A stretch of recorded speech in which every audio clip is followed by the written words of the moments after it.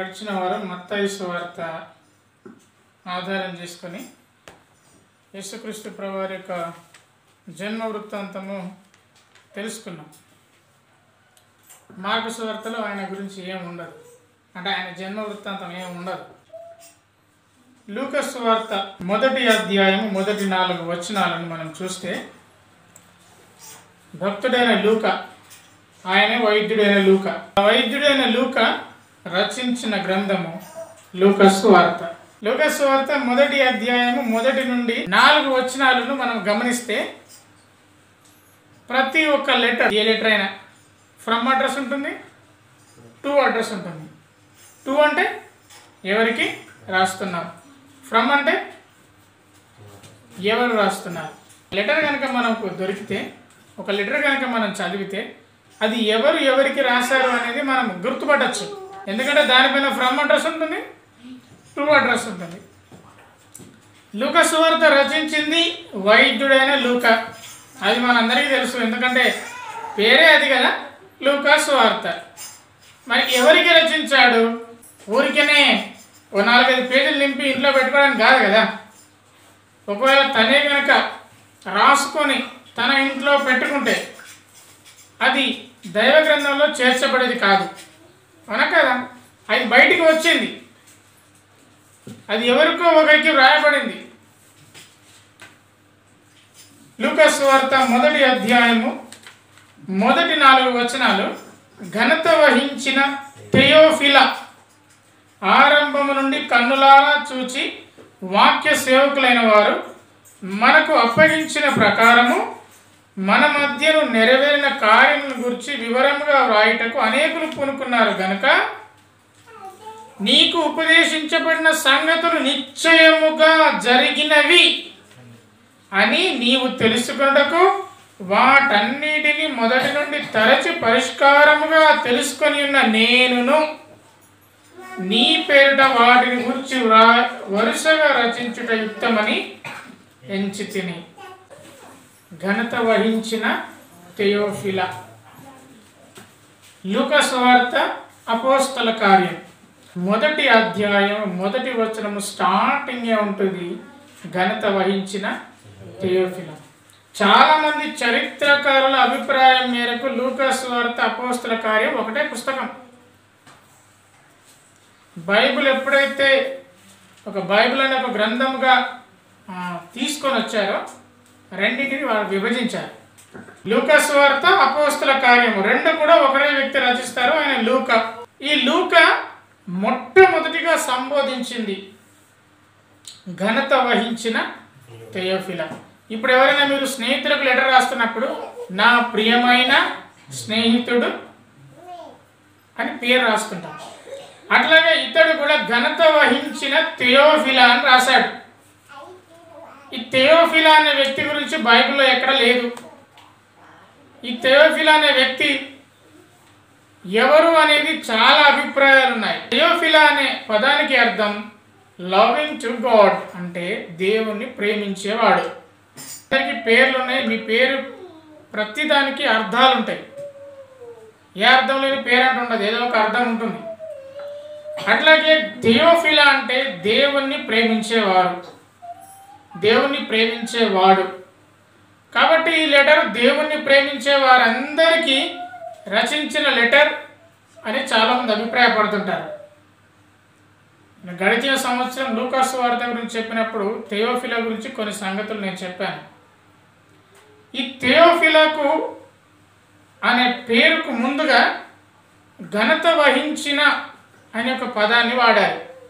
ఘనత వహించిన అంటే ఇంగ్లీష్లో మోస్ట్ ఎక్సలెన్స్. ఈ మోస్ట్ ఎక్సలెన్స్ అనే పదాన్ని రోమన్ ప్రభుత్వంలో గొప్ప స్థాయిలో ఉన్న వ్యక్తికి లేదా పెద్ద అధికారికి వాడతారు, ఎవరికి పడితే వాళ్ళకి వాడరు. ఘనత వహించిన థెయోఫిలా అంటే ఆయన రోమన్ ప్రభుత్వంలో ఒక గొప్ప వ్యక్తిగా ఉన్నాడు అని కొంతమంది అభిప్రాయపడుతుంటారు. మరికొంతమంది అభిప్రాయం ఏంటంటే గౌరవార్థమైన పేరు అంతే తప్ప థెయోఫిలా అనేది వ్యక్తి పేరు కాదు అని కొంతమంది అభిప్రాయపడుతుంటారు. మరికొంతమంది ఏమంటారంటే ఇతడు యూదులలో పూజారి, యూదులకు పూజారి అని కొంతమంది అంటుంటారు. మరికొంతమంది అపోస్తలుడైన పౌలు రోమన్ గవర్నమెంట్ అతన్ని బంధించినప్పుడు అతని తరపున వాదించడానికి ఒక లాయర్ అవసరమవుతాడు. ఆ లాయరే థియోఫిలా అని అంటారు. ఇవన్నీ ఊహాగానాలే, ఇవన్నీ వాళ్ళు ఊహించిందే. నిజమేందో మనకు బైబిల్ చెప్పలేదు. బైబిల్ థియోఫిలా విషయంలో మౌనంగా ఉంది. ఇవి వారి వారి అభిప్రాయాలు. అయితే లూకా సువార్త రాయడానికి మొట్టమొదటి మాటలు చాలా ప్రాముఖ్యం. ఇప్పుడు ఎవరు ఏదైనా మాట్లాడేటప్పుడు, లేదా ఎవరైనా ప్రసంగం వినేటప్పుడు, లేదా ఏదైనా విషయం చెప్పేటప్పుడు మొదటి 5 నిమిషాలు చాలా కీలకం. అవునా కాదా? ఆ 5 నిమిషాల్లో వాడు మాట్లాడే మాటలకు జనాలందరూ హుక్ అయిపోవాలి, అట్రాక్ట్ అయిపోవాలి. ఆ 5 నిమిషాలు దాటితే అంత అయిపోయింది. ఆ 5 నిమిషాలు కనుక నీవు నీ మాటలు వింటున్న ప్రజలను కనుక నీవు ప్రభావితము చేసి వారిని నీ వైపు తిప్పుకొనకపోతే మాటలు వాళ్ళు ఎవరినారు. నిజమా కాదా? నిజం.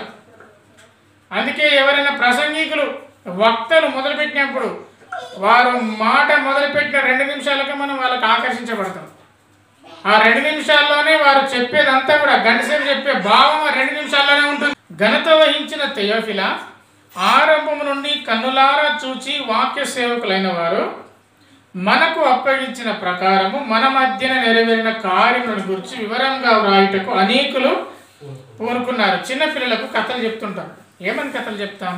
అనగనగనగా ఒక రాజు. ఇప్పుడు ఈ అనగనగనగా ఒక రాజు అనే కథ నిజంగా జరిగిన కథనా? కాదు, అదొక కల్పిత కథ. పిల్లల్ని బుజ్జగించడానికో, పిల్లల్ని తన వైపుకు తిప్పుకోవడానికో, వారిని మౌనంగా ఉండడానికో. కథలంటే పిల్లలకు ఇష్టం కాబట్టి అనగనగా ఓ రాజు ఉన్నాడు అని చెప్పేవారు. ఇప్పుడు ఆ కథలు లేవన్నీ సెల్ ఫోన్లు వచ్చేసినాయి కదా. తీస్తారు, సెల్ ఫోన్ చేతులు పెడతారు, బొమ్మలు పెడతారు. పిల్లలు కూడా ఒకసారి ఆ కథ ఇష్టపడితే మళ్ళీ మళ్ళీ అదే కథను చెప్పమని గొడవ చేసేవారు. అవునా కదా? ఆ జనరేషన్లో మాత్రం అదే జరిగింది. కథలు చెప్పేవాళ్ళు మాకు, చందమామ కథలని, ఆ కథలని, ఈ కథలని. కొన్ని కథలలో విజ్ఞానాన్ని పెంచే కథలు ఉండేవి. అవి ఏవి కూడా నిజంగా జరిగినవి కాదు, అవన్నీ కల్పిత కథలు. అయితే దేవుని వాక్యం కల్పితమైంది కాదు. ఆరంభము నుండి కన్నులారా చూసిన వాక్య సేవకులు అందరూ కూడా ఆయన గురించి నెరవేరిన కార్యములను వివరంగా వ్రాయటకు అనేకులు పూనుకున్నారు. మత్తయి సువార్త, లూకా సువార్తలోని యేసుక్రీస్తు జన్మ విధానం ఇవన్నీ కూడా. కానీ నిజానికి అనేకులు పూనుకున్నారంట. అనేకులు అంటే ఎంతమంది? చాలామంది పూనుకున్నారు. ఎంతోమంది యేసుక్రీస్తు ప్రభువారి యొక్క విషయాలను రాయడానికి, ఆయన జీవించినప్పుడున్న పరిస్థితులను వివరించడానికి అనేకులు పూనుకున్నారు. కానీ అనేకుల యొక్క రచనలు బైబిల్లో పొందుపరచలేదు. పరిశుద్ధాత్మ దేవుడు కేవలం 4 సువార్తలనే ఇచ్చాడు. ఆ 4 సువార్తల్లో యేసుక్రీస్తు జన్మను గురించిన సంగతులు సవివరంగా కేవలం మత్తయి సువార్త, లూకా సువార్తలోనే ఇవ్వబడింది. అయితే ఇక్కడ అన్నాడు, వారు రాసినారు, అనేకులు పూనుకున్నారు. నేను సంగతులు రాస్తున్నాను. ఆ ఉపదేశించబడిన సంగతులన్నీ కూడా నిశ్చయముగా జరిగినవని నీవు తెలుసుకోవాలి. రియాలిటీ అంటే వాస్తవంగా అది జరిగినదని నీవు తెలుసుకోవడానికి నేను వాటన్నిటిని తరచి పరిష్కారంగా తెలుసుకున్నాను. నేను రచించిన విషయాలన్నిటినీ నేను తరచి పరిష్కారముగా తెలుసుకున్నాను. తరచి అనే మాట మీ అందరికీ తెలుసు. చీకటిగా ఉన్నప్పుడు ఏదైనా ముట్టుకున్నప్పుడు దాన్ని ముట్టుకుంటేనే మనకు, ముట్టుకొనగానే అదేంటిదో మనకు అర్థమైపోతుంది. కొంచెం తడుము అంటారా, ఏమంటారు? తరిచి చూడు అంటారు. తరిచి చూసినప్పుడే మనకు అదేదో అర్థమవుతుంది. అవునా కదా? సోమగుడు ఏమన్నాడు? యేసుక్రీస్తు ప్రభువారు తిరిగి లేచిందంటే, నేను అతన్ని చేతిలో వేలు పెడితే బయటికి రావాలట. అవునా కాదా? ఎందుకు రావాలి? ఆయనకి ఏం పడ్డది? చేతులకు మేకులు పడ్డాయి. మేకులు కొట్టిన తర్వాత, మేకులు కొట్టిన తర్వాత, అంత పెద్ద మేకులు కొట్టిన తర్వాత రచన ఉంటుందా? ఉండదా? ఈయన చూస్తే కాదు, ఆ చేతులను చూడాలి, ఆ కాళ్ళను చూడాలి, ఆ చేతులలో తన వేలు పెడితే అది లోపలి నుండి బయటికి రావాలి. దాని అర్థం అది. అప్పుడే నేనంట తడిని చూస్తేనే నేను నమ్ముతాను, లేకపోతే అసలే నమ్మను అన్నాడు. అది తడమడం అంటే, తరచడం అంటే. లూకా కూడా తరచి తెలుసుకున్నాడు. ఏం తెలుసుకున్నాడు? అనేక సంగతులను తెలుసుకున్నాడు. ప్రపంచం అంతా కూడా నిజాన్ని తెలుసుకోవడానికి ఇప్పటికీ ప్రయత్నం చేస్తుంది తెలుసా. ప్రపంచం అంతా కూడా సత్యాన్వేషణ కోసం తిరుగుతున్నారు. మనుషులు సంపదల్లో చూస్తున్నారు సంతోషంను, లేకపోతే మనుషులు సాహసాలు, విజయాల కోసం, అధికారం కోసం, జ్ఞానం కోసం అన్వేషణ ఇంకా జరుగుతూనే ఉంది. అధికారం కోసం అన్వేషణ జరుగుతుంది, జ్ఞానం కోసం అన్వేషణ జరుగుతుంది. నిజమైన జ్ఞానం ఇంకా కనుక్కోలేకపోతున్నారు ఇప్పటికి చాలామంది. క్రైస్తవ పిల్లలంగా మనము సత్యాన్ని కనుక్కున్నాం, సత్యాన్వేషకులుగా మనం ఉన్నాం, సత్యాన్ని అన్వేషించాం, ఆ అన్వేషణకు ప్రతిఫలం మనం పొందుకున్నాం, క్రీస్తుని కనుగొన్నాం. మనం ఎలా కనుక్కున్నాం? మనము కూడా తరచి చూసిన వారమే, మనము కూడా యేసు క్రీస్తును అనుభవపూర్వకంగా ఎరిగిన వారమే. లూకా సువార్తలో లూకా భక్తుడు ఏమన్నాడు? నేను తరచి సవివరంగా చూసుకున్న తర్వాతనే నేను నీకు ఈ సంగతులు బోధిస్తున్నాను, నీవు తెలుసుకోవాలి ఈ సంగతులను. నేను తరచి చెప్పిన సంగతులన్నీ, నేను తరచి పరిశోధించి చెప్పిన సంగతులన్నీ పుస్తక రూపంగా నేను రాశాను. మనం యేసుక్రీస్తు ప్రభువాన్ని చూడలేదు, కానీ యేసుక్రీస్తు ప్రభునందు సాక్షులైన వారి మాటలు మనం విని ఆ సాక్ష్యం నిజమని మనం నమ్మాం. యేసుక్రీస్తు ప్రభువారి గూర్చిన సాక్షుల సమూహమును మనము విశ్వసించాం. యేసుక్రీస్తు ప్రభువాన్ని వారి అనుభవపూర్వకంగా ఏ విధంగా ఎరిగారో మనం విశ్వసించాం. విశ్వసించిన మనము యేసుక్రీస్తునందు సంపూర్ణ విశ్వాసము కలగాలని ఈ బైబిల్ గ్రంథము మనకు వ్రాయబడింది. ఇది మనకు బుద్ధి నేర్పుతుంది, బోధ నేర్పుతుంది. లూకా సువార్తలో 24 అధ్యాయాలు ఉంటాయి. ఈ లూకా భక్తుడు యేసుక్రీస్తు జన్మ వృత్తాంతాన్ని మత్తాయి సువార్త మత్తాయి కంటే కొంత వివరంగా రాశాడు. ఇందులోనే బాప్తిస్మమిచ్చే యోహాను తల్లిదండ్రుల వృత్తాంతం ఉంటుంది. బాప్తిస్మమిచ్చే యోహాను ఆయన జన్మ విధానం కూడా లూకా సువార్తలో మనం చూస్తాం. బాప్తిస్మమిచ్చే యోహాను తల్లి పేరు ఎలిజబెత్, తండ్రి పేరు జకరియా, యాజకుడైన జకరియా. ఆ విధంగా బాప్తిస్మమిచ్చే యోహాను యొక్క చరిత్ర కొంతవరకు, ఆయన పుట్టిన విధానం అనేది మనం చూస్తాం. ఆయన జన్మ వృత్తాంతమైన పుట్టడానికి గల కారణం ఏంటి, ఎలిజబెత్ గురించి, జకరియా గురించిన దేవదూత దర్శనం ఏంటి అనేది మనం ఇక్కడ చూస్తాం. అట్లాగే ఈ లూకా సువార్తలో ఇద్దరు వ్యక్తులు, ఒక ప్రత్యేకమైన ఇద్దరు వ్యక్తులను మనం చూస్తాం. వారే సుమయోను, అట్లాగే ప్రవక్తి అయిన అన్న, వారిద్దరిని మనం చూస్తాం ఈ లూకా సువార్తలో. అట్లాగే లూకా సువార్తలో గొల్లలకు దేవుని సువార్త ప్రకటించబడ్డట్టుగా చూస్తాం.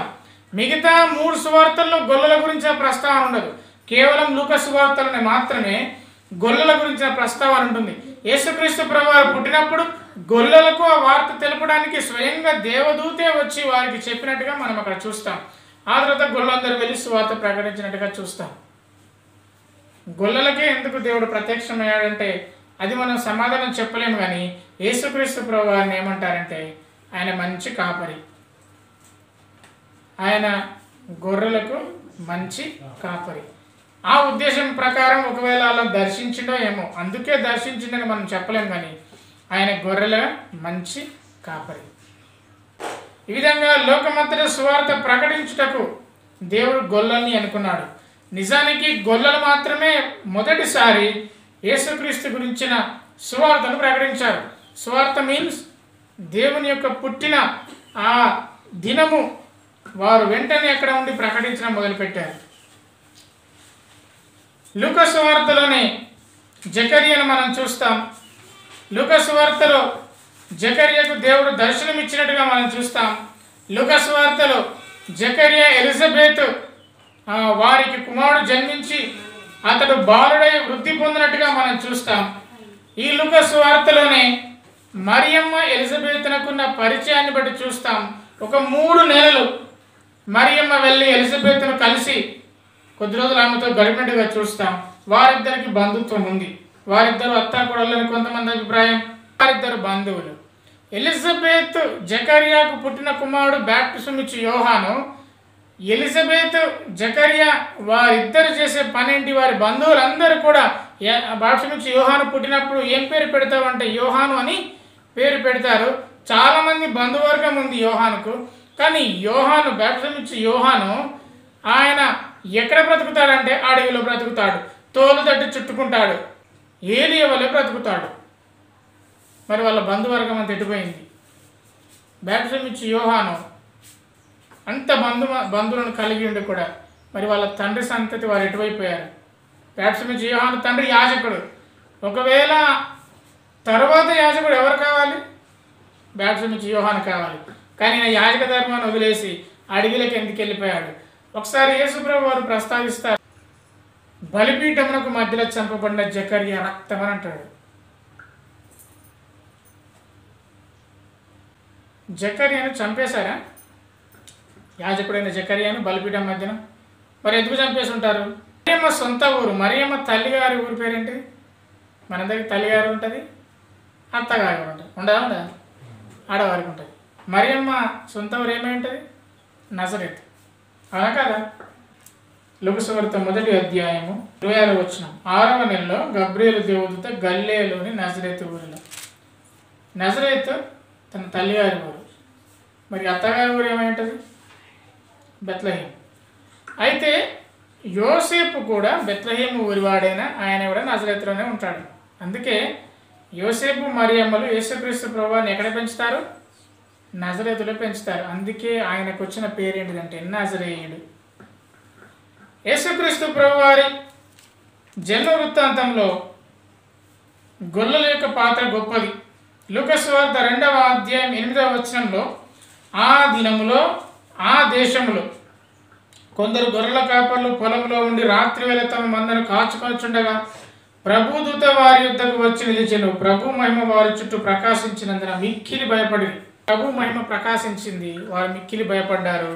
ఆ దూత అంటుంది, భయపడకుడి, ఇదిగో ప్రజలందరికీ కలగబోవు మహా సంతోషకరమైన సువార్తమానం నేను మీకు తెలియజేయుచున్నాను. దావీదు పట్టణమందు నేడు రక్షకుడు మీ కొరకు పుట్టి ఉన్నాడు. ఈయన ప్రభు అయిన క్రీస్తు.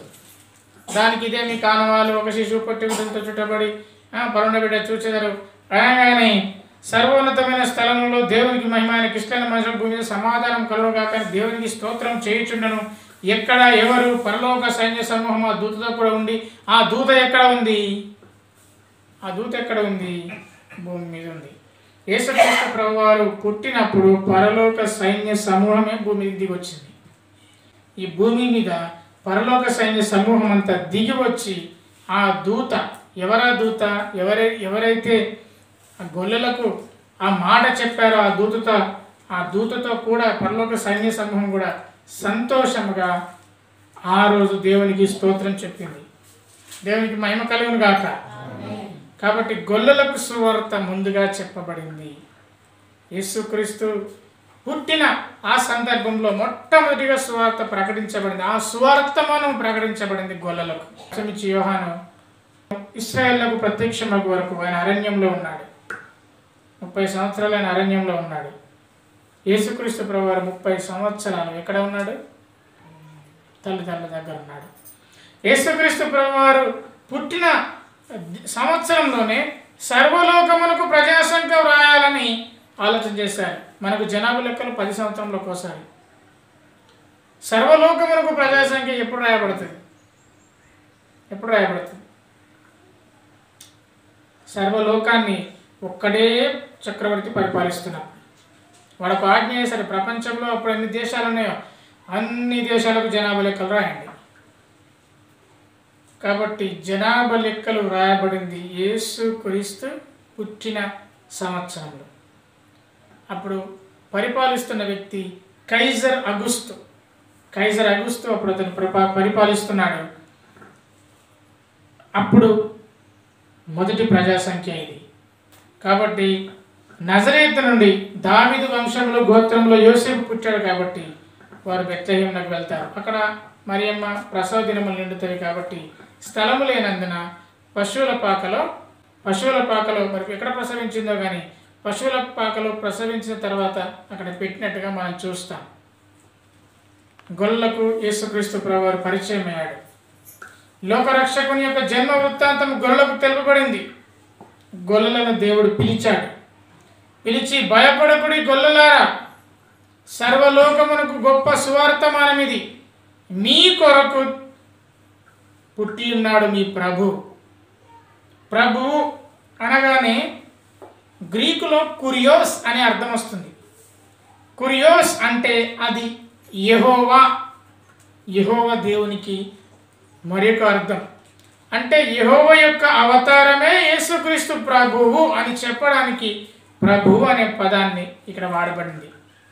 కాబట్టి స్వయంగా దేవుడే, స్వయంగా దేవాది దేవుడే ఈ పశువుల పాకలో మీ కొరకు పుట్టి ఉన్నాడు అని అర్థం వచ్చేలా దూత వారికి ప్రకటించగానే ఆ ప్రకటనను బట్టి వారు వెంటనే వెళ్ళి యేసు ప్రభువాని దర్శించారు. యేసు ప్రభు వారు పుడుతున్నట్టు, యేసు ప్రభు వారు పుట్టినట్టు జ్ఞానులకు తెలిసింది వెళ్ళి దర్శించారు. గొల్లలకు తెలిసింది వారు దర్శించారు. హేరోదు రాజుకు తెలిసింది చంపాలని చూశాడు, దర్శనానికి వెళ్ళలేదు. శాస్త్రులకు, అధిపతులకు, యాజకులకు వారు పత్రాలన్నీ తెరిచి చూశారు కానీ వెళ్ళడానికి సాహసించలేదు. ఎక్కడి నుంచో వచ్చిన జ్ఞానులు వెళ్ళారు. రాత్రివేళ మందను కాచుకుంటున్న గొల్లలు వెళ్ళారు. దేవుని మాటలు వినడానికి మనం ఎల్లప్పుడూ దేవుని సన్నిధికి వచ్చేవారంగా ఉండాలి. కారణాలు ఏమైనా ఖచ్చితంగా దేవుని మందిరంలో ఉండాలి. దేవుని మాటలు మనం వినాలి. ఆనాడు జరిగిన సంగతులను మీకు చెప్తున్నాను. దేవుడు మనల్ని పిలిచాడు. ఎలానైతే గొల్లలను పిలిచాడో దేవుడు నిన్ను పిలిచాడు, నన్ను పిలిచాడు. మన పిలుపు ఎలాంటిదంటే మొదటిలకు రాసిన మొదటి పత్రిక 1వ అధ్యాయము 26 నుండి 29 వచనాలు. మనల్ని దేవుడు పిలిచాడు, మనల్ని దేవుడు ఏర్పరచుకున్నాడు. ఆనాడు గొల్లలనైతే ఏ విధంగా దేవుడు పిలిచాడో, ఆనాడు జ్ఞానులను ఏ విధంగా దేవుడు ఏర్పరచుకున్నాడో దేవుడు నిన్ను పిలిచాడు. ఆ పిలుపు గూర్చిన ఆ గొప్పతనం మనకు అర్థం కావాలి. సహోదరులారా, మిమ్మల్ని పిలిచిన పిలుపును చూడుడి. మీలో లోకరీతిని జ్ఞానులైనను, గొల్లలకు జ్ఞానం ఉన్నదా? వాళ్ళు బాగా చదువుకున్నవారా? వాళ్ళు బాగా విజ్ఞానవంతులా? వారికి అక్షర జ్ఞానం లేని నిరుపేద కుటుంబీకులు కావచ్చు.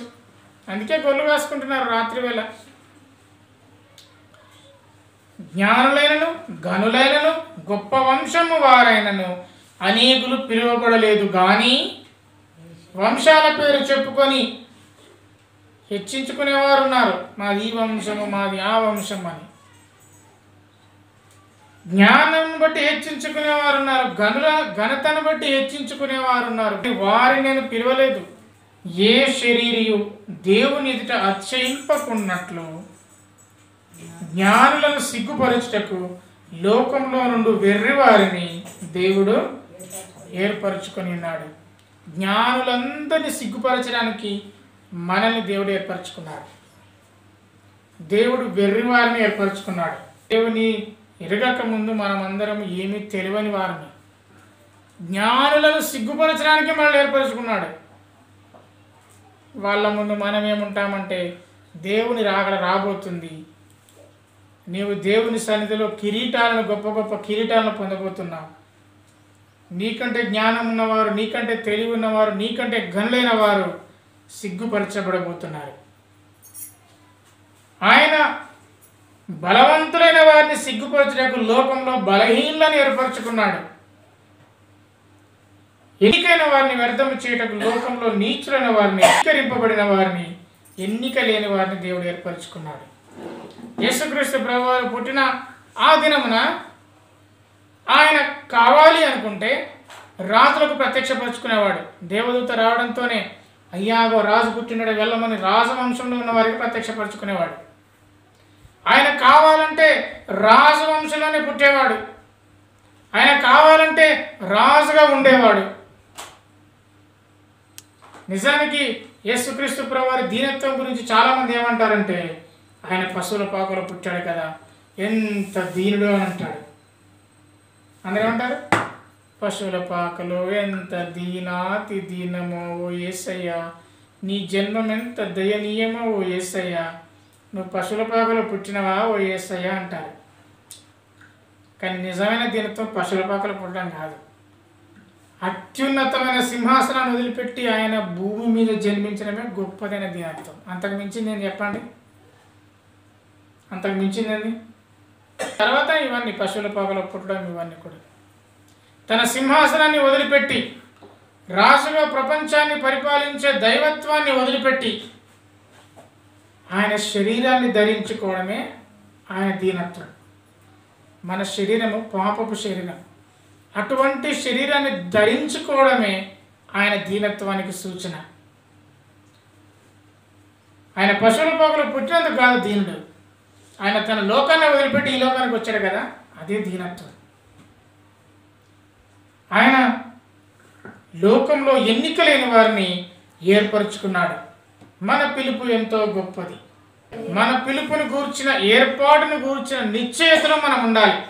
నన్ను ఎందుకు ఏర్పరచుకున్నాడు అంటే దేవుడిచ్చే సమాధానం, లోకంలో నీవు ఎన్నికగా లేవు అందుకే దేవుడు నిన్ను ఏర్పరచుకున్నాడు. లోకంలో నువ్వు జ్ఞానిగా లేవు అందుకే నిన్ను ఏర్పరచుకున్నాడు. లోకంలో ఉన్న జ్ఞానులందరినీ సిగ్గుపరచడానికి నిన్ను ఏర్పరచుకున్నాడు. లోకంలో వెర్రి వారిని ఏర్పరచుకున్నాడు. లోకంలో తెలియని వారిని ఏర్పరచుకున్నాడు. లోకంలో బీదలను ఏర్పరచుకున్నాడు. అందుకే ఆయన సువార్త మొట్టమొదటిగా గొల్లలకు వెళ్ళింది. ప్రియబిడ్డలమైన మనం కూడా, మనకు జ్ఞానం లేకపోవచ్చు, ఘనత లేకపోవచ్చు, ఏది లేకపోవచ్చు, కానీ మన పిలుపు యొక్క గొప్పతనాన్ని తెలుసుకునే వారంగా ఉండాలి. నిజమే, నేను ఎంత ఎన్నికలేని వాడినైనా దేవుడు నన్ను ఎన్నిక చేశాడు.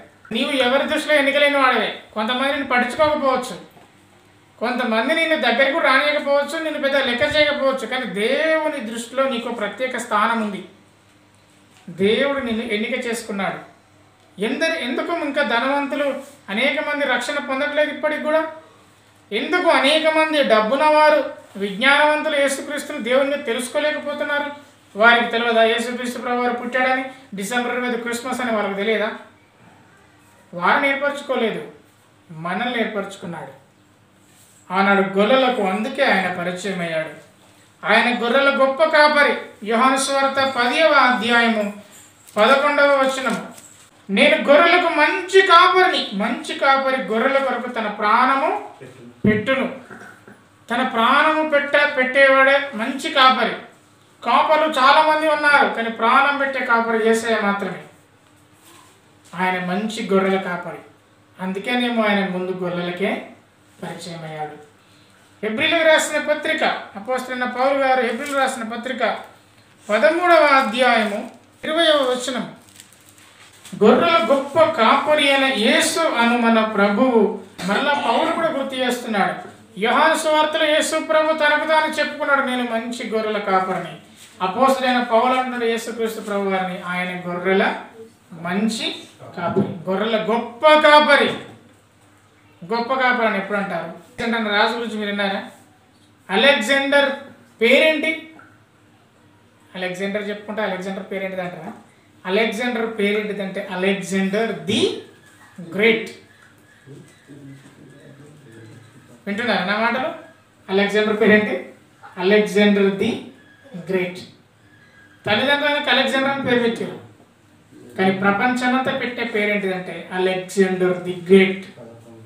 అంటే అతని పేరే గొప్పవాడైన అలెగ్జాండర్ అయిపోయింది. అరిస్టాటిల్ ఆయన గురువు. అరిస్టాటిల్ ఆయన దగ్గరికి వచ్చి, అలెగ్జాండర్ నువ్వు చాలా తెలివైన వాడి అబ్బా, నువ్వేదో ఒక టైంలో ప్రపంచాన్ని జయిస్తావు అన్నాడు. ఆయన సరదాగా అన్నాడో ఎందుకన్నాడో కానీ నిజంగానే ప్రపంచాన్ని జయించేశాడు. ఆల్మోస్ట్ ఆయనకు ప్రపంచం పెట్టిన పేరు ది గ్రేట్ అలెగ్జాండర్. యేసుక్రీస్తు ప్రభు వారు గుడ్ షెపర్డ్, మంచి గొర్రెల కాపరి. నిన్ను కాచేవాడు యేసుక్రీస్తు ప్రభు వారు. తను నీకు ముందుగా నడుస్తున్నాడు, నీవైనా అడుగు జాడల్లో వెళ్ళాలి. నీ వాక్యము నా పాదములకు దీపము. ఆ వాక్యం ఎవరు? యోహాను సువార్త 1వ అధ్యాయం 1వ వచనం, ఆదియందు దేవుడుండెను, దేవుని వాక్యం ఉండెను, ఆ వాక్యమే దేవుడైండును, ఆ వాక్యమే కృపా సత్య సంపూర్ణునిగా మన మధ్య నివసించను. యోహాను సువార్త 1వ అధ్యాయం 14వ వచనం. నీ వాక్యము నా పాదములకు దీపం. ఆ వాక్యం ఎవరు? యేసుక్రీస్తు ప్రభువారు. ఆయన నీకు నాయకుడిగా ఉన్నాడు. నీవు ఆయన గొర్రెవైతే ఆయన నీకు మంచి కాపరి. నిన్ను పచ్చిగల చోట తీసుకెళ్ళి చక్కని భోజనం పెట్టి తృప్తిపరుస్తాడు, నీకు సంతోషం ఇస్తాడు, సమాధానం ఇస్తాడు. కాబట్టి పరలోక సమూహం అప్పుడు సంతోషపడింది. దేవుని మహిమపరచబడ్డాడు. దేవుని కుమారుని స్వీకరించిన వాడు దేవుని కుమారుడు అనబడుతున్నాడు. ఈ లూకా సువార్తలో ఇద్దరు వ్యక్తుల గురించి మాట్లాడుకున్నాం. అది తమ్ముడు సిమియోను, అట్లాగే అన్న అనే ప్రవక్తి. లూకా సువార్త 2వ అధ్యాయము 25వ వచనంలో చూడండి, సుమయోను అనే వ్యక్తి గురించి ఉంటుంది. ఎవరి సుమయోను అంటే ఆయన బహువృద్ధుడు, ఆయన నీతిపరుడు, భక్తిపరుడు. ఎవరంట సుమయోను? నీతిపరుడు, భక్తిపరుడు. ఆ రెండు ఉండాలి మనకు. నీతి ఉండాలి, భక్తి ఉండాలి. యేసయ్యా నువ్వే దిక్కు అని సరిపోదు. నీవు భక్తిపరుడు అయి యేసయ్యా నువ్వే దిక్కు అని భక్తి కూడా కాదు, నీకు నీతి కూడా ఉండాలి. నీవు నీతి కార్యాలలో నీవు ఉండాలి, నీతిమంతునిగా నువ్వు ఉండాలి. ఆయన నీతిపరుడు, భక్తిపరుడు అనే మనుషుడు ఉన్నాడు. అతడు ఇశ్రాయేలు యొక్క ఆదరణ కొరకు కనిపెట్టేవాడు. ఇశ్రాయేలు యొక్క ఆదరణ అంటే ఇశ్రాయేలుకి ఎప్పుడు ఆదరణ దొరుకుతుంది?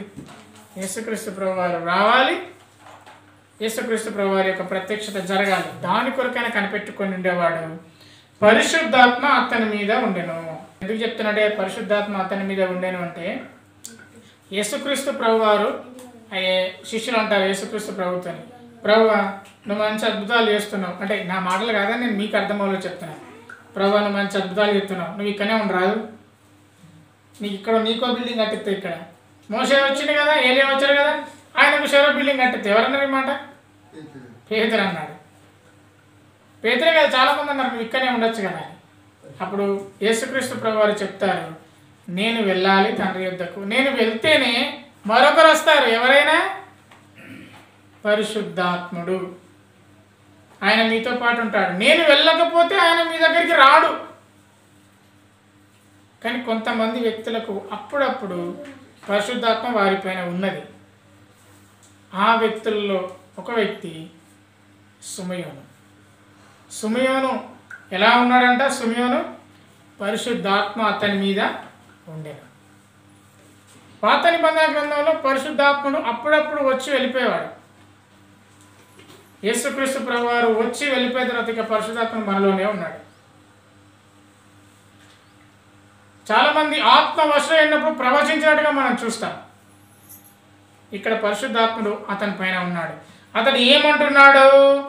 నాదా నీ మాట చొప్పున. అంటే యేసుక్రీస్తు ప్రభువారిని దేవాలయంలోకి తీసుకొచ్చిన తర్వాత యేసుక్రీస్తు ప్రభువారిని ఎత్తుకొని ఒక్కసారిగా సంతోషంతో, నాదా ఇప్పుడు నీ మాట చొప్పున సమాధానంతో నీ దాసుని పోనిచ్చుచున్నావు. నేను వృద్ధుడను, నీ సన్నిధికి వద్దామని అనుకున్నాను, కానీ పరిశుద్ధాత్మ ద్వారా ఒక విషయం నాకు తెలుసు, మెస్సీయను చూడకముందు నేను చనిపోను.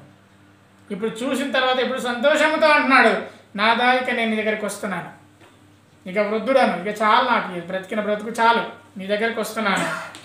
నేను నిన్ను కళ్ళారా చూశాను, నీ రక్షణ నేను కళ్ళారా చూశాను. ఇది సిమియోను పలుకుతున్న మాట. సిమియోను దేవుని రాజ్యానికి వెళ్దామని ఆశ కలిగి ఉన్నాడు, కానీ ఆయనకు బయలుపరచబడింది ఏంటిదంటే, మెస్సీయను చూడండి, నువ్వు చనిపో. మెస్సీయను కనులారా చూశాడు, సంతోషపడ్డాడు. ఇది సిమియోను పరిస్థితి. సిమియోనే కాకుండా మరొకరు ఉన్నారు అక్కడ, దేవాలయంలో సేవ చేస్తున్న. 2వ అధ్యాయం లూకా సువార్త 2వ అధ్యాయం 36వ వచనం. ఆషేరు గోత్రికురాలు సమూయేలు కుమార్తె అయిన అన్న అనే ఒక ప్రవక్తి ఉంది. అన్న అంటే ఆమె స్త్రీ. అన్న అనే ఒక ప్రవక్తి ఉంది. ఆ ప్రవక్తి ఆమె కన్యత్వం మొదలు 7 ఏళ్ళు పేమిడితో సంసారం చేసి బహుకాలము గడిచినదై 84 సంవత్సరములు విధవరాలై ఉండి దేవాలయం విడవక ఉపవాస ప్రార్థనతో రేయింబవళ్ళు సేవ చేయుచున్నాడు. ఈ 2 వచనాలు చాలా ఆమె గురించి చెప్పడానికి. ఆమె పేరు అన్న అనే ప్రవక్తి. ఆమె ఆషేరు గోత్రికురాలు, సమూయేలు కుమార్తె. ఆమె ఎన్ని సంవత్సరాల విధవరాలంట? 84 సంవత్సరాల విధవరాలు. అంటే ఆమె భర్త చనిపోయి ఎప్పటికీ ఎన్ని సంవత్సరాలు అవుతుంది? ఆమె భర్త చనిపోయి అప్పటికే ఎన్ని సంవత్సరాలు అవుతుంది? 84 సంవత్సరాలు అవుతుంది. ఆమె కన్యత్వం మొదలు 7 ఏళ్ళు పెనిమిడితో సంసారం చేసింది. భర్తతో ఎన్ని రోజులు ఉంది? 7 ఏళ్ళు. విధవరాలు ఎన్ని సంవత్సరాలు ఉంది? 84 సంవత్సరాలు.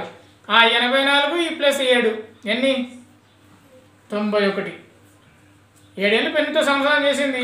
భర్త చనిపోయాడు. 84 సంవత్సరాలు విధవగా ఉంది. 91 సంవత్సరాలు. మరి ఆమె కన్యత్వం అంటే ఆమె అంతకుముందు ఎంత వయసు ఉంటే పెళ్ళేటప్పటికి ఎంత ఉంటుంది? అప్పుడు 20 సంవత్సరాలు. బాల్య వివాహాలు ఒక 15 వేసుకుందాం. 91 15 ఎంత? 106 సంవత్సరాల అన్న. ఇది అంచనే. 106 సంవత్సరాల అన్ననంట ఉపవాసం చేస్తుందంట. దేవాలయంలో 37వ వచనం, లూకాసువార్త 2:37, 84 సంవత్సరాల విధవరాలై ఉండి దేవాలయమును విడువక ఉపవాస ప్రార్థనలతో రేయింబవలు సేవ చేస్తుంది. 100 సంవత్సరాలకు పైబడ్డ అన్న చదివింది. నేను ముసల్దాన్ని అయిన అయ్యా సంవత్సరం సరిపోతుంది, నువ్వైతే సరిపోద్దని అనలేదు. ఉపవాస ప్రార్థన చేస్తుందట. నాకున్న పౌరుషం ఈ కాలంలో చాలా మందికి లేదు. స్త్రీలకు లేదు, పురుషులకు లేదు. 106 సంవత్సరాల అన్న ప్రజలందరి కొరకు దేవాలయంలో కూర్చుండి ఉపవాస ప్రార్థన చేస్తుందంట. ఈ అన్న గురించి లూకాసువార్తలో తప్ప మరి ఎక్కడా చూడం. ఆమెకున్న ప్రత్యేకతను బట్టి దేవుడు ఆమెను, పరిశుద్ధాత్మ దేవుడు ఆమెను బైబిల్ గ్రంథంలో రాయించి పెట్టాడు. అన్న వలె దేవుని సన్నిధిలో పరిచారం చేసే స్త్రీలు ఇప్పుడు కరువైపోయారు. అవునా కాదు? దేవుని మందిరంలో ఈ పని ఉంది అంటే ఎంతమంది స్త్రీలు పనిచేస్తారు? దేవుని మందిరంలో ఈ సేవ చేయాలంటే ఎంతమంది స్త్రీలు పనిచేస్తారో, ఎంతమంది ముందుకు వస్తారో తెలియదు. కానీ అన్ననైతే 100 సంవత్సరాలు పైబడ్డ అన్న రేయింబవల్ అంట. రేయింబవల్ అంటే అర్థం తెలుసా? రేయింబవల్ అంటే ఉదయము, సాయంత్రము, ఈ మధ్యాహ్నం కూడా దాంట్లో ఉపవాస ప్రార్థన చేస్తుంట. 100 సంవత్సరాల ఆమెకు ఎంతగా దేవుని పట్ల ఆశ, నశించిపోతున్న దేవుని బిడ్డల పట్ల ఆశ ఉంది. ఒక ప్రవక్తి అయిన అన్న ఎంత పౌరుషం కలిగి దేవుని సన్నిధిలో చేస్తుంది. ఆమె కూడా యేసుక్రీస్తు ప్రభు వారిని చూసే అవకాశం దేవుడు ఆమె కూడా ఇచ్చాడు. అందుకే అంత వృద్ధుడైన సిమియోను, బహుశా ఆయన కూడా 100 సంవత్సరాలు పైబడి ఉంటాయి. అంత వృద్ధురాలు, అంత ముసలి వయసులో ఉన్న అన్న, అప్పుడు వారు కూడా లోపలికి వచ్చి దేవుని కొనియాడి యెరూషలేములో విమోచన కొరకు కనిపెట్టుచున్న వారందరితో ఆయన గురించి మాట్లాడుచున్నారు. ఇది అన్న సిమియోన్ల ప్రస్తావన. నిజంగా ఈ కాలంలో సిమియోన్లు కావాలి. ఈ కాలపు స్త్రీల్లో అన్నను మనం చూడగలగాలి. నిజానికి మరియమ్మ, యోసేపులు చాలా చిన్న వయసు వారిది. ఆ కాలంలో బాల్య వివాహాలు కాబట్టి వారు దేవుని యొక్క ధర్మశాస్త్రంకి ఎంత లోబడ్డారంటే, దేవుని యొక్క మాటలంటే వారికి ఎంత భయం అంటే, లూకాసువార్త 2వ అధ్యాయము 21వ వచనంలో, ఆ శిశువుకు సున్నతి చేయవలసిన 8వ దినం వచ్చినప్పుడు గర్భమందు ఆయన పడక మునుపు దేవదూత చేత పెట్టబడిన యేసు అని పేరు వారికి పెట్టారు. 22వ వచనం చూడండి. మోషే ధర్మశాస్త్రము చొప్పున వారు తమ్ము శుద్ధి చేసుకున్న దినములు గడిచినప్పుడు ప్రతి తొలుచూలు మగపిల్ల ప్రభువునకు ప్రతిష్ఠ చేయబడవలని ప్రభు ధర్మశాస్త్రముందు వ్రాయబడినట్టు ఆయనను ప్రభువునకు ప్రతిష్ఠించుటకు ప్రభు ధర్మశాస్త్రముందు చెప్పబడిన గువ్వల జతలను 2 పావురపు పిల్లలను బలిగా అర్పించుటకు వారు ఆయనను యెరూషలేమునకు తీసుకొని పోయారు. ఇప్పుడు చూడండి, ప్రభు అయిన దేవుడు మరియమ్మ పట్ల దేవుడు తన ఆశీర్వాదాన్ని ఇచ్చి ఒక కుమారుని ఇచ్చాడు. పరిశుద్ధాత్మ ద్వారా కుమారుని కన్నది. కన్న తర్వాత వాళ్ళు ఏం చేస్తున్నారు? ధర్మశాస్త్ర గ్రంథంలో వ్రాయబడి ఉన్నట్టు ఆ శిశువుకు జరిగిస్తున్నారు. చూడండి, ధర్మశాస్త్రంలో ఏముంది, ఒక శిశువు పుట్టిన తర్వాత ఏం చేయాలి? లేవ్యకాండము 12వ అధ్యాయము 2వ వచనం నుండి 8వ వచనం వరకు ఒక శిశువు జన్మించిన తర్వాత ఒక స్త్రీ, దైవభక్తి గల స్త్రీ ఏం చేయాలో అన్నీ వ్రాయబడి ఉంటుంది. మొట్టమొదటిగా ఆమె శుద్ధీకరణ జరగాలి. 40 దినముల వరకు ఆమె శుద్ధీకరణ జరగదు. ఆమె బయట ఉంటుంది. అంటే శిశువు పుడతాడు కదా, బయట ఉంటుంది. 40 దినముల తర్వాత శుద్ధీకరణ జరగాలి. అది ఎక్కడ జరగాలి? దేవాలయంలో. ఆమె వెళ్ళింది. ఆమె వెళ్ళింది, దేవాలయంలోకి వెళ్ళింది. ఆ తర్వాత దేవుని ధర్మశాస్త్రం ప్రతి తొలుచూలు మగపిల్ల ప్రభువునకు ప్రతిష్ఠ చేయాలి. అందుకే ప్రతిష్ఠ చేయడానికి ఆమె దేవాలయంలోకి వెళ్ళింది. అట్లాగే ప్రభువు ధర్మశాస్త్రమందు వ్రాయబడినట్టు ప్రభువునకు ప్రతిష్ఠించుటకు ప్రభువు ధర్మశాస్త్ర గ్రంథమును చెప్పినట్టు గువ్వల జతనైనను 2 పావురపు పిల్లలను బలిగా సమర్పించుటకు వారు ఆయన యెరూషలేమునకు తీసుకొని పోయారు. వారు పిల్లవాడు పుట్టగానే దేవునికి ప్రతిష్ఠించాలి.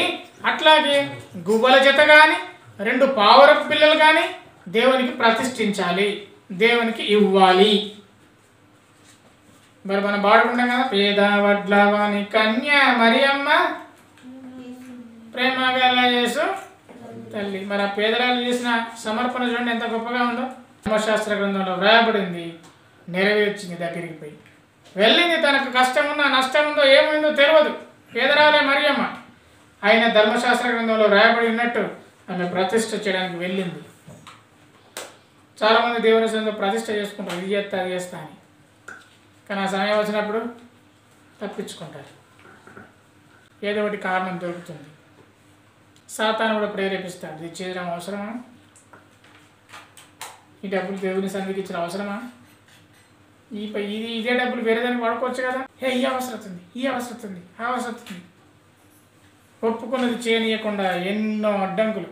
నిజంగా ఒక యుద్ధమును జయించి మనం దేవుని సన్నిధికి రావాలి. అప్పుడు అంటే మనలోనే ఒక యుద్ధం జరుగుతుంటుంది. కానీ మరియమ్మ యోసేపు అలా లేరు. నిజంగా చూడండి, 16 సంవత్సరాలు నిన్న ఈ మరియమ్మ యోసేపు ఎంత చక్కగా దేవుని ధర్మశాస్త్ర గ్రంథాన్ని పాటిస్తున్నారు. వారు ఇచ్చిన మాటకు ఎంత దేవుని ధర్మశాస్త్ర గ్రంథం ఏం చెప్తుందో దాని మీద ఎంతగా నిలబడ్డారు. వారు మనకు మాదిరి. నిర్గమకాండంలో ఉన్నట్టు, నిర్గమకాండము 13వ అధ్యాయం 2వ వచనంలో ఉన్నట్టు వారు దేవుని సన్నిధిలో ఆయన ప్రతిష్ఠ చేశారు. వారు దేవుని సన్నిధికి కానుకలు తీసుకొని వెళ్ళారు. అట్లాగే యేసుక్రీస్తు ప్రభువారి గురించి ప్రతి విషయం కూడా వాళ్ళు ఎలా చేశారంటే, లూకా సువార్త 2వ అధ్యాయము 39వ వచనం, అంతటా వారు ప్రభు ధర్మశాస్త్రము చొప్పున సమస్తము తీర్చిన పిమ్మట, సమస్తము చేశారట. దేవుని సన్నిధికి వచ్చి కానుకలు ఇచ్చారు. దేవుని సన్నిధికి వచ్చి శుద్ధీకరణ ఏ విధంగా జరిగించాలో చేశారు. దేవుని సన్నిధిలో ఎలా ప్రార్థన చేయాలని ధర్మశాస్త్ర గ్రంథంలో వ్రాయబడిందో అలా చేశారు.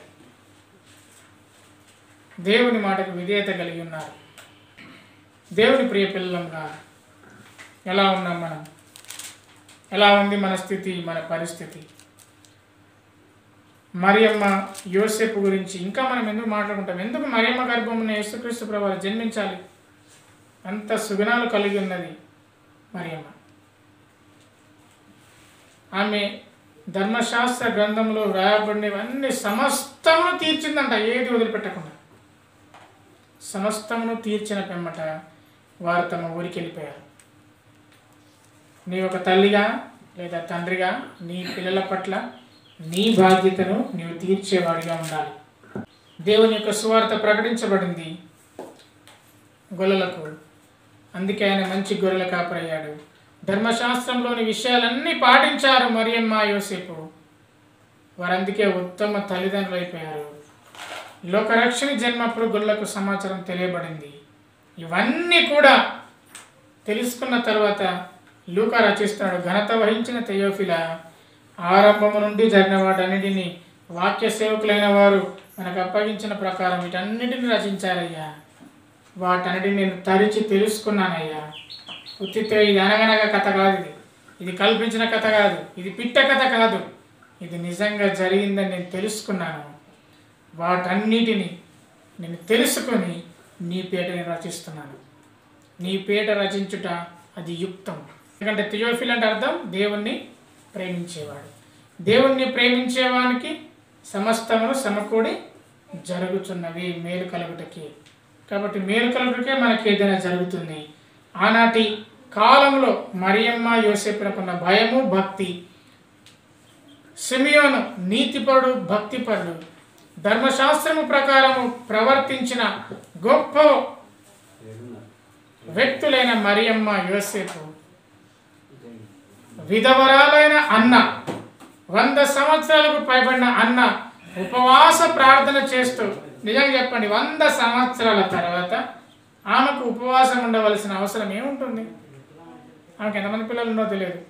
ప్రజలందరి కొరకు, ఇశ్రాయేలు వారందరి కొరకు ఆమె ఆదరణ కొరకు ఆమె ప్రార్థన చేస్తుంది. ఒకసారి ఉపవాస ప్రార్థన ఉంటుందని ఒకరు చెప్పాను. వాళ్ళు ఏమన్నారో తెలుసా? ప్రార్థనకి తత్తంగానే ఉపవాసం మాత్రమే ఉన్నాం. ఎందుకు? ఆకలి తేట. ఒక్కరోజు దేవుని సందులో ఉపవాసం ఉండలేకపోతున్నాయి. ఎంత భయంకరం! వాళ్ళు అంటున్నారు ఇంకేమన్నా తెలుసా? నేను ఉపవాసం ఉంటేనే నా మనసంతా అన్నం మీదకే పోతుందట, నా మనసంతా భోజనం మీదకే పోతుంది. ఎప్పుడైనా ఉపవాస ప్రార్థన ఉన్న జీవితం మనకున్నది? అసలు ఉన్నదా అయ్యా? ఆలోచన చేస్తున్నారా? ఎప్పుడైనా ఉపవాస ప్రార్థనలో గడిపిన అనుభవం మనకున్నదా? అన్న అంత వృద్ధురాలు రేయం బౌలు ఉపవాస ప్రార్థన చేస్తుంది కదా, వారానికి ఒక్కసారి, కనీసం నెలకొకసారి, సంవత్సరానికి ఒక్కసారైనా.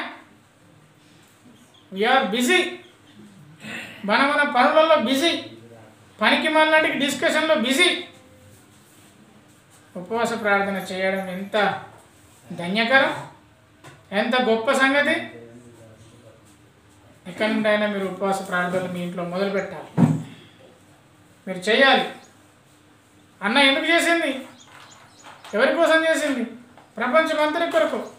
యేసుక్రీస్తు ప్రభువారు ఆమె నేను ఏర్పరచుకున్నాడు. మీరు కూడా ఉపవాస ప్రార్థన చేసేవారుగా ఉండాలి.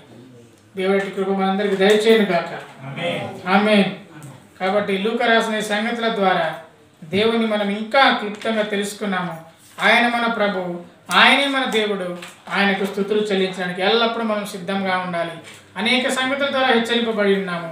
మీరందరూ హెచ్చరింపబడిన మాటలు మంచి నెల మీద పడే విత్తనం వలె మీ జీవితంలో ఫలింపును దయచేయను గాక. ఆమేన్. అందరం తల వంచి దేవుని స్తుతిద్దాం. ఒక గొప్ప తీర్మానంతో దేవుడు మనతో మాట్లాడిన మాటలను తలపోసుకుంటూ మనం ముందుకెళ్దాం. ఇవన్నీ జరిగిన సంగతులన్నీ ఆమె తలపోసుకున్నదంట. ఎవరు? మరియమ్మ. దూత వచ్చి చెప్పింది. గొల్లలు వచ్చి ఈ విధంగా రావడంతోనే గొల్లందరూ వచ్చి ఒక్కసారిగా చూడండి, ఆ పశువుల పాకలో ఆ కుమారుని పెట్టి ఉంటాడు. పెట్టినప్పుడు గొల్లందరూ వచ్చి దేవుడానికి వందనాలు అని ఒకవేళ అన్నారు అనుకోండి, ఆమె ఎట్లా ఉంటుంది చెప్పండి? ఎలా అనిపిస్తుంది? అప్పుడే పుట్టిన శిశువు దగ్గరికి, తల్లి దగ్గరికి వచ్చి నువ్వు సర్వోన్నతమైన దేవుని తండ్రి అంటే ఆ తల్లి ఏ విధంగా షాక్ అవుతుంది? ఇవన్నీ కూడా ఆమె తలపోసుకుంటూ దేవుని స్తుతించినట్టుగా మన దేవుని వాక్యంలో చూస్తాం. అలాగే మనం కూడా దేవుడు మనల్ని ఏర్పరచుకున్నాడు, దేవుడు మనల్ని పిలిచాడు, బలహీనమైన మనల్నే దేవుడు పిలిచాడు. కాబట్టి దేవునికి విధేయత కలిగి ఉండి దేవుని సన్నిధిలో యథార్థమైన నీతివంతన ప్రవర్తన గలవారై ఉండాలి. దేవుడు ఆ సహాయం మనకు అనుగ్రహించును గాక. ఆమేన్. అందరం తల వంచుకొని దేవుణ్ణి స్తుతిద్దాం. స్తుతియు మహిమ ఘనత నీకే యుగ యుగముల వరకు. ఎంతో నమ్మదగిన దేవా, ఎంతో నమ్మదగిన దేవా, నీవొక్కడవే గొప్ప దేవుడవు, ఘన కార్యములు చేయుదువు. నీవొక్కడవే గొప్ప దేవుడవు, ఘన కార్యములు చేయుదువు. నీదు కృపయే నిరంతరము నిలచియుండునుగా. కృపయే నిరంతరము నిలచియుండునుగా. నిన్ను మేము ఆనందముతో ఆరాధించెదము.